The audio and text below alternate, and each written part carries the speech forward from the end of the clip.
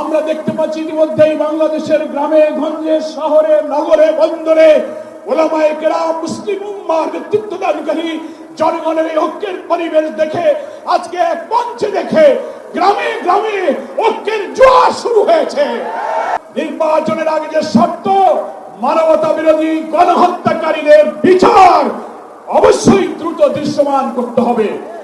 দিল্লিতে বসে দিল্লির দাবিদার শেখ হাসিনা এই বাংলাদেশকে আবার উস্কানি দিয়ে ভারতের সেবাদাসে পরিণত করার ষড়যন্ত্র করছে। এই জনসমুদ্র থেকে এই বার্তা যদি আপনারা বুঝতে ভুল করেন, পিওর পদ্ধতি ছাড়া নির্বাচন বাংলার মানুষ গ্রহণ করবে না। আজকের এই সোহরাওয়ার্দী উদ্যান সহ রাজধানী ঢাকা গলিতে গলিতে উপচে পড়া জনসমুদ্রের সংগ্রামী জনতা এবং প্রিয় দেশবাসী, মহান আল্লাহ তাআলার দরবারে আপনাদের সকলকে নিয়ে আমি আরেকবার স্বস্তির সাথে মহান আল্লাহর শুকরিয়া আদায় করছি। আলহামদুলিল্লাহ। শুকরিয়া এই কারণে, বাংলাদেশের ইতিহাসে, রাজনীতির ইতিহাসে আজকের দিন এক ঐতিহাসিক দিন। কেন ঐতিহাসিক দিন? মুসলিম উম্মাহর নেতৃত্বদানকারী দেশপ্রেমিক সকল ইসলামী দল, ব্যক্তিত্ব, স্কলারদের মধ্যে ভিন্নমত থাকা সত্ত্বেও আজকে একটি ঐতিহাসিক ঐক্যের যে পরিবেশ এবং সম্ভাবনা দেখা দিয়েছে, সৈয়দ মোহাম্মদ রেজাউল করিমের আহ্বানে আজকের ঐতিহাসিক মঞ্চে যারা বসে আছেন তারাই হচ্ছে এই ঐক্যের মহাকাণ্ডারী। সংগ্রামী ভাইরা আমার, আজকে নেতৃবৃন্দের উপস্থিতি এবং পীর সাহেবের সংগ্রামী ভূমিকায় তিনি আজকে নতুন ইতিহাসের স্রষ্টা হয়। ইতিহাসে তার নাম স্বর্ণাক্ষরে লেখা থাকবে। সংগ্রামী দেশবাসী ভাইরা, আমি অন্তর্বর্তীকালীন সরকারের প্রধান প্রফেসর ডক্টর মোহাম্মদ ইউনূস আপনাকে বলতে চাই, আপনিও ন্যাশনাল কনসেনসাস কমিশন যেটা হয়েছে তারও আপনি চেয়ারম্যান, তার কো চেয়ারম্যান করা হয়েছে প্রফেসর ডক্টর আলী রিয়াজকে। আর নির্বাচন কমিশনের প্রধানকে আমি বলতে চাই, আজকের এই সমাবেশ থেকে, এই জনসমুদ্র থেকে এই বার্তা যদি আপনারা বুঝতে ভুল করেন, পিওর পদ্ধতি ছাড়া নির্বাচন বাংলার মানুষ গ্রহণ করবে না। আমি প্রধান উপদেষ্টা, নির্বাচন কমিশনার সকলকে বলবো, আপনি জাতির উদ্দেশ্যে নিরপেক্ষ থাকার অঙ্গীকার করেছেন। আপনার অঙ্গীকারের প্রতি আপনি সাবধান থাকবেন। আপনার কোন কোন ভূমিকায় জাতির মধ্যে কিন্তু সংশয় তৈরি হয়েছে। পরিষ্কার বলতে চাই, আপনি সোজা থাকবেন। আমরা আমাদের জন্য, কোন দলের জন্য আমরা পক্ষপাতিত্ব চাই না।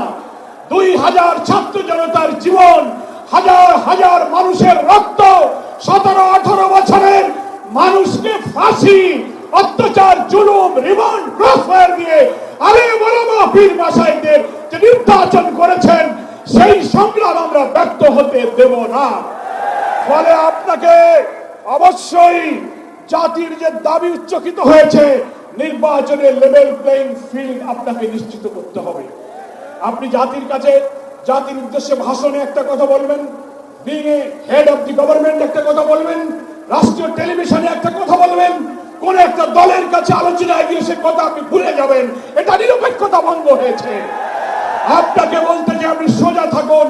রাজনৈতিক সংলাপে আপনি দোষ করেননি, বৈঠক করার অধিকার সবার আছে, কিন্তু আপনি এক জায়গায় কথা বলে মত পরিবর্তন করবেন কেন?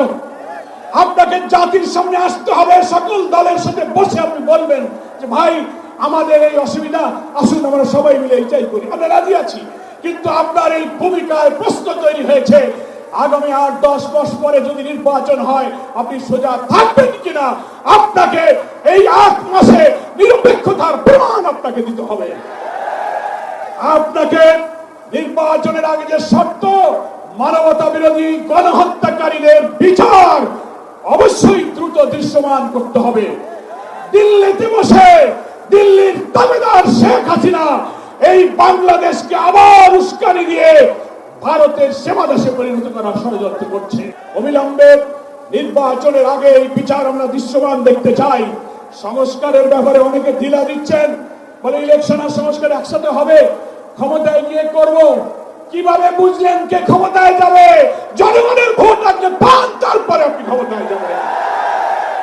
এই ফ্যাসিবাদী আমলের রাজনৈতিক সাংবিধানিক সরকারের যে কাঠামো তৈরি হয়েছে বাংলাদেশে, এই কাঠামো তছনছ করে দিয়ে নতুন বাংলাদেশের নতুন বন্দোবস্ত কাঠামোর জন্য অবশ্যই মৌলিক সংস্কার প্রয়োজন। এই প্রশাসনিক ব্যবস্থার মধ্যে আমরা নতুন কোন ফ্যাসিবাদ, নতুন কোন হাসিনার আমরা জন্ম দিতে চাই না। এই জন্য সংস্কার আমাদেরকে করতে হবে। আন্দোলনের শহীদ আহত যারা, তাদের চিকিৎসা এবং পুনর্বাসন করতে হবে। প্রবাসী 1,10,00,000 ভোটার, তাদেরকে ভোটাধিকারের ব্যাপারে আপনাকে নিশ্চিত করতে হবে। স্থানীয় সরকার নির্বাচন আগে দিতে হবে। জুলাই সনদ এবং ঘোষণাপত্র অবশ্যই জুলাই বিপ্লবের বার্ষিকী আমরা 1 তারিখ থেকে 8 আগস্ট পালন করব। এর মধ্যেই জুলাই সনদ এবং জুলাই ঘোষণাপত্র আপনাকে বাস্তবায়ন করতে হবে। সংগ্রামী দেশবাসী, বাংলাদেশ জামাত ইসলামীর সংগ্রামী আমির ডাক্তার শফিকুর রহমান, তিনি পীর সাহেব চরমনাইকে এবং আপনাদের সহ সকল দেশবাসীকে জামাত ইসলামের পক্ষ থেকে সালাম এবং শুভেচ্ছা জানিয়েছেন। তিনি জাতীয় ঐক্যের জন্য যে ঐতিহাসিক ভূমিকা রেখে চলেছেন, আমি মনে করি চরমনাইয়ের পীর সাহেব সেই চেষ্টার ক্ষেত্রে একটি গুরুত্বপূর্ণ ঐতিহাসিক উদারতা, অবদান, মহব্বত রেখে ইতিহাসের একটি স্রষ্টা হয়ে তিনি থাকলেন। আগামী দিনে জাতীয় ঐক্যের মধ্য দিয়ে নতুন ফ্যাসিবাদের জন্মকে আমাদের ঠেকাতে হবে। আমরা এই ঐক্যের পেছনে চরমনাইয়ের পীর সাহেবের যে উদারতা, যে আন্তরিকতা, যে মহব্বত, তার মাধ্যমে তিনি যে গুরুত্বপূর্ণ ভূমিকা পালন করেছেন। আমরা দেখতে পাচ্ছি ইতিমধ্যেই বাংলাদেশের গ্রামে গঞ্জে, শহরে, নগরে, বন্দরে ওলামায়ে কেরাম, মুসলিম উম্মাহর নেতৃত্বদানকারী জনগণের এই ঐক্যের পরিবেশ দেখে, আজকে এক মঞ্চে দেখে গ্রামে গ্রামে ঐক্যের জোয়ার শুরু হয়েছে। আসুন ভেদাভেদ, ভিন্নমত পরিহার করে মুসলিম জাতি সত্তা মূল্যবোধ রক্ষার জন্য আল্লাহ তাআলার দ্বীনকে পার্লামেন্টে নিয়ে ন্যায় বিচার, সুশাসন, বৈষম্যহীন এক নতুন সমৃদ্ধ মানবিক বাংলাদেশ গড়ার জন্য আমরা ঐক্যবদ্ধ থাকব। সকলকে ধন্যবাদ। বাংলাদেশ জিন্দাবাদ। ওয়া মা তৌফিক ইল্লা বিল্লাহ। আসসালামু আলাইকুম ওয়া রাহমাতুল্লাহি ওয়া বারাকাতুহু।